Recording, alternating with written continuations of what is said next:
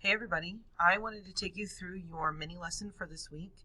And so it's all about setting the pace in your writing. And while we've been focusing on opening scenes, the content that I'm getting ready to take you through will actually apply to any scene that you are writing in a short story. And it's all focused on being able to set the pace of your writing. And what I mean by pace is how fast you want the reader to not only read what you're writing, but how fast you want them to feel like the events in your story are going. So the pace affects the mood of your story. It helps develop ideas and themes, and it allows your readers to connect to the characters and the events that surround them.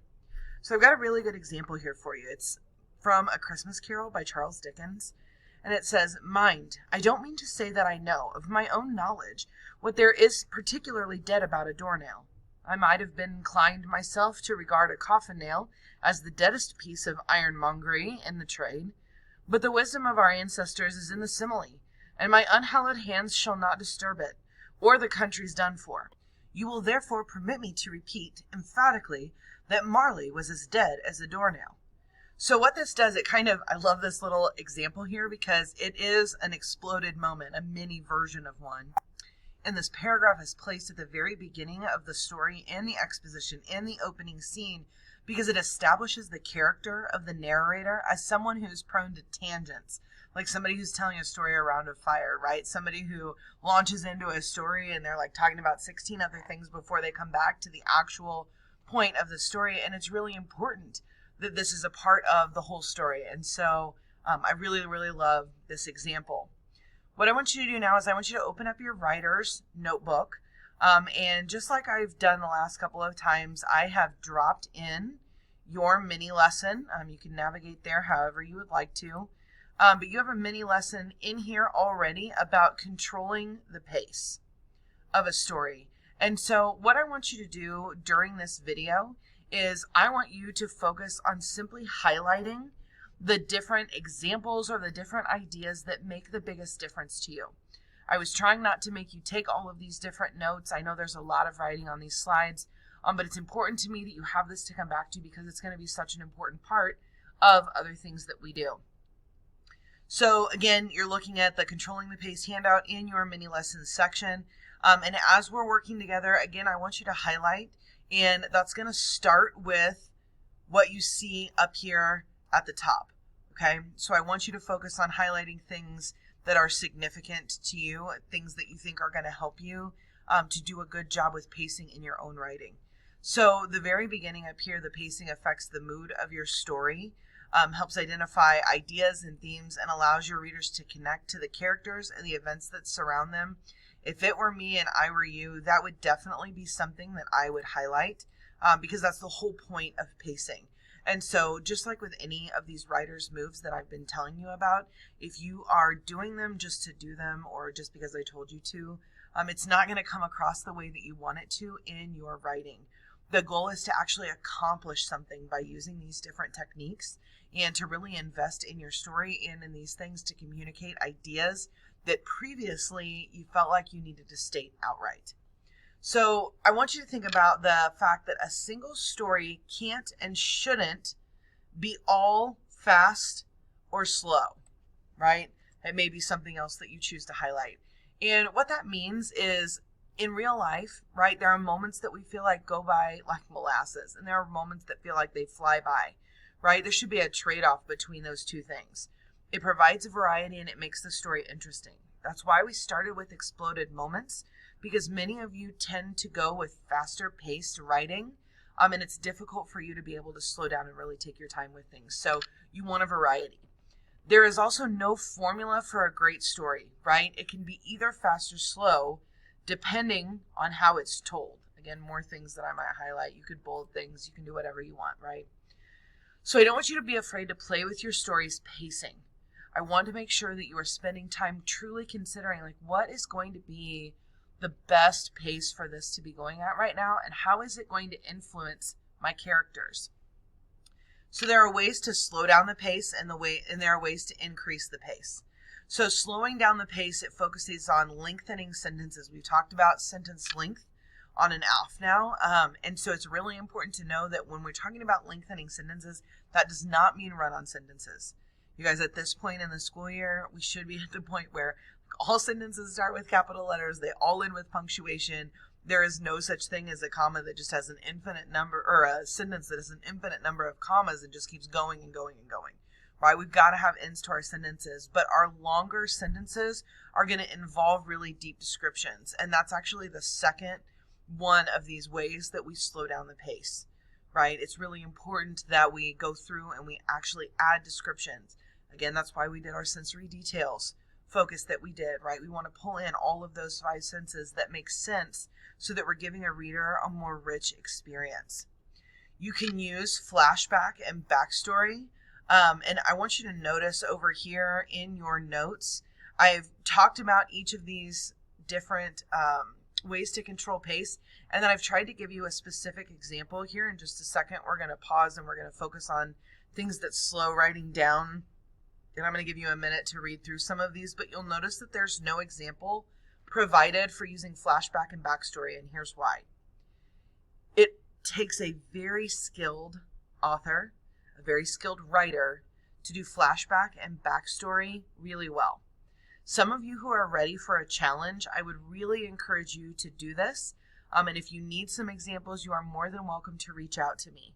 But for the vast majority of you, this isn't something that you're necessarily ready for.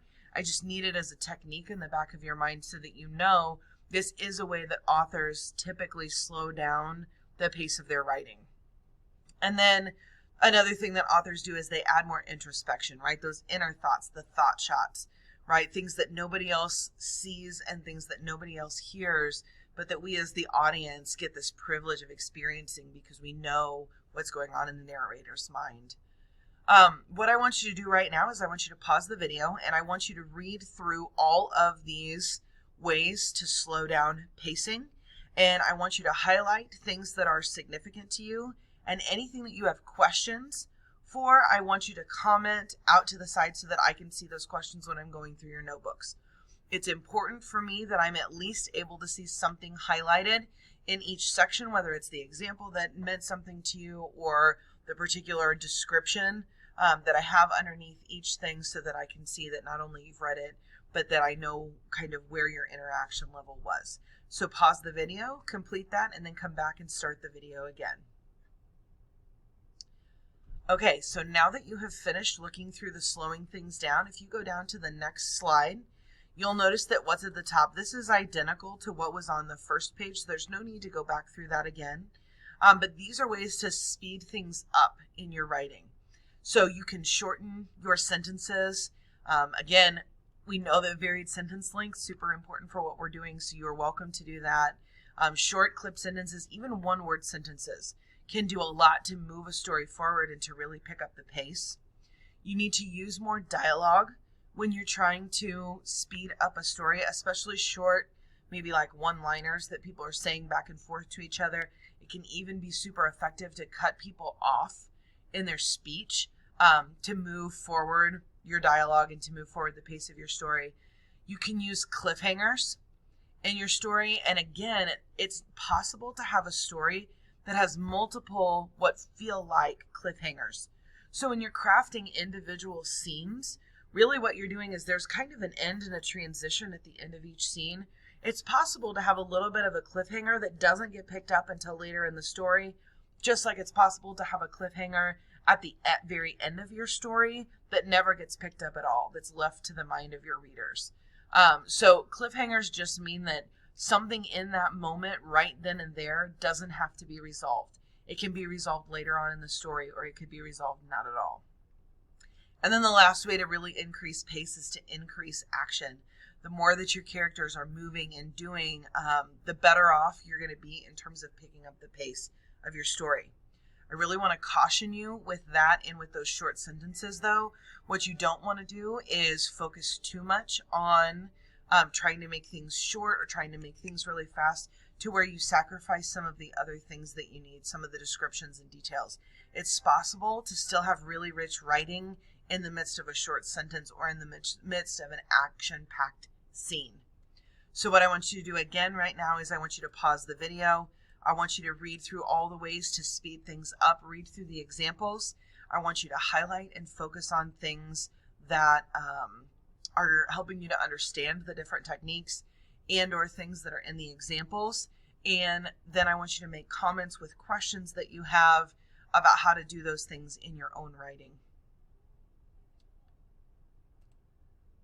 The last thing that we're going to do for this mini lesson is I want you to go up to the passage studies section of your writer's notebook. I have already pasted in your passage for you, and it currently says template page. If that's part of yours, if you will change that to PACE, passage study, that would be great. And so what we have here is an opening scene from a story called Hey, Come On Out. And so what I want you to do, obviously it's a very short scene. This just gives a little bit of background, and then this is the total portion of the scene. What I want you to do is I want you to annotate this using call out bubbles, using all those things that we've talked about for annotation on your in your writer's notebooks. And I want you to answer these 3 questions. So what elements of pacing did the author of this scene use? What other moves is the author making in this opening scene? You can think back to some of those others we talked about, like jumping into action and using dialogue and revealing characters and revealing setting and just everything that we talked about with those. You can also record other observations based on other things that we've done in class, right? Moves the author is making in terms of maybe not using dialogue tags every time. Moves the author is making, like using short versus long sentences. Maybe they're dialing in on their word choice. Whatever it happens to be. But I want you to mark up all of this. I would expect to see quite a few comments, maybe some color coding, whatever you want to do. But again, make sure that you're using the little call outs, just like we've talked about in class. And then to finish up, you're going to write your reflections, reactions, and responses to this down here. I want you to tell me what you thought of the opening scene. You might compare it to that opening scene that you saw last week with the last leaf, and how that had so many words and descriptions going on with it, and that this is so short and clipped. You may even reflect and connect it to your own opening scene and considering what types of things you need to do with your writing there. That's it. I can't wait to see your writing, and I can't wait to see the benefits of this lesson. Please know that I'll be checking notebooks to see what all you've accomplished.